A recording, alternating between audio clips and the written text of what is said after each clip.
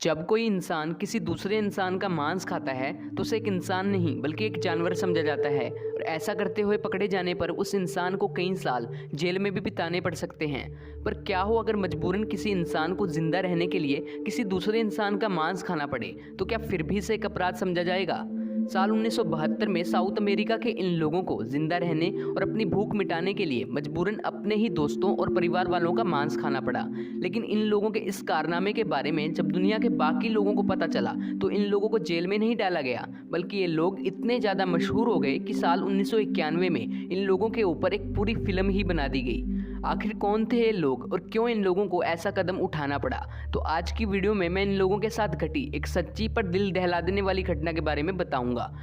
12 अक्टूबर साल 1972 south America के कोरास्को international airport मोंटेविडो से एक हवाई जहाज़ उड़ान भरता है। इस हवाई जहाज़ को मोंटेविडो शहर की एक स्थानीय रग्बी टीम के कुछ सदस्यों ने किराए पर बुक किया था, जो मोंटेविडो से चिली के सैंटियागो शहर की टीम के साथ रग्बी का मैच खेलने जा रहे थे।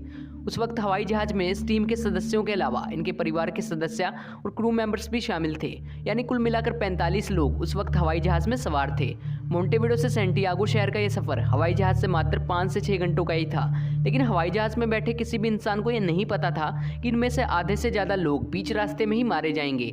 अभी हवाई जहाज को अपनी मंजिल की तरफ उड़ान भरे कुछ ही घंटे हुए थे कि अचानक मौसम खराब होने की वजह से मजबूरन इन लोगों को अपने हवाई जहाज को अर्जेंटीना के मेंडोजा शहर में ही लैंड करवाना पड़ता है और वहीं पर अपनी रात भी गुजारनी पड़ती है।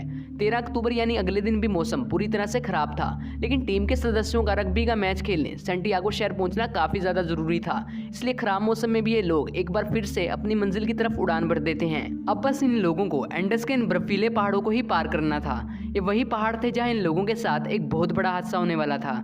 मौसम खराब होने की वजह से पायलट्स को सामने कुछ भी दिखाई नहीं दे रहा था। पायलट्स हवाई जहाज़ को उड़ाने और अपनी लोकेशन का अंदाज़ा लगाने के लिए पूरी तरह से हवाई जहाज़ के नेविगेशन सिस्टम पर ही निर्भर थे। 1 घंटे तक हवाई जहाज़ को उड़ाने के बाद पायलट्स ने अंदाज़ा लगाया कि शायद अब तक उन्होंने एंडस के इन बर्फीले पहाड़ों को पार कर लिया होगा और जल्दी पास के एक एयरपोर्ट तक पहुंचने वाले होंगे। इसलिए पायलट्स ने एटीसी टावर से लैंडिंग की परमिशन लेने के बाद अपने हवाई जहाज़ की ऊंचाई को कम करना शुरू कर दिया। तभी अचानक पायलट्स को अपने सामने पहाड़ की एक चोटी दिखाई दी और यह नज़ारा काफ़ी ज़्यादा भयानक था। दरअसल पायलट्स ने अपनी लोकेशन का गलत अंदाज़ा लगाया था। हवाई जहाज़ की ऊंचाई को कम करने से पहले ये लोग इन्हीं पहाड़ों के ऊपर से उड़ रहे थे, लेकिन जब तक ये बात पायलट्स को समझ में आई तब तक काफ़ी देर हो चुकी थी और हवाई जहाज़ उसमें सवार 45 यात्रियों के साथ पहाड़ की चोटी से जा टकराया। और ये टक्कर इतनी ज़्यादा भयानक थी कि 45 में से 16 लोग इस टक्कर की वजह से ही मारे गए और जिंदा बचे बाकी 33 लोग हवाई जहाज़ के मलबे और मरे हुए लोगों की डेड बॉडीज़ के साथ घिसटते हुए एंडस पहाड़ की इन खून जमा देने वाली वादियों में जा गिरे। जिंदा बचे 33 लोगों में से कई लोगों के हाथ पैर टूट चुके थे तो कई लोग कोमा में जा चुके थे। हालांकि इस हादसे के तुरंत बाद रेस्क्यू टीम ने इन लोगों को ढूंढना शुरू कर दिया था, लेकिन कई दिनों की खोजबीन के बाद कुछ भी पता न चलने के कारण रेस्क्यू टीम ने भी ये मान लिया था कि शायद अब तक ठंड की वजह से इन सभी लोगों की मौत हो चुकी होगी। उधर जिंदा बचे लोगों में जिन लोगों को गंभीर चोटें लगी थी वो इस हादसे के कुछ ही दिनों बाद इलाज न मिलने और ठंड की वजह से मारे गए। लेकिन हैरानी की बात तो ये थी कि अभी भी बहुत सारे लोग इस पहाड़ पर जिंदा थे, जो किसी तरह हवाई जहाज के इस मलबे में रहकर इससे मिलने वाली गर्मी की वजह से ही जिंदा थे। लेकिन ये लोग पिछले कई दिनों से भूखे थे और खाने के नाम पर इनके आसपास मरे हुए लोगों की डेड बॉडीज ही पड़ी थी, जो इनके दोस्तों और परिवार वालों की थी। और जिंदा रहने की इस जंग में इन लोगों ने अपनी इंसानियत को साइड में रखते हुए अपने ही दोस्तों और परिवार वालों का मांस खाना शुरू कर दिया। 12 दिसंबर 1972 अब इस हादसे को पूरे 2 महीने बीत चुके थे और पहाड़ पर सिर्फ 16 लोग ही जिंदा बचे थे। ये वो 16 लोग थे जो पिछले 2 महीनों से इंसानी मांस को खाने की वजह से ही जिंदा थे। लेकिन अगर जिंदा बचे लोग जल्दी कुछ नहीं करते तो इनकी भी मौत हो जाती। पायलट ने मरने से पहले इन लोगों को बताया था कि दक्षिण में एक चोटी को पार करने के बाद इन्हें एक इंसानी बस्ती मिल सकती है। इन 16 लोगों में से जो 3 लोग सबसे अच्छी हालत में थे, उन्होंने ये तय किया कि वो इस चोटी को पार करके मदद बुलाकर लाएंगे।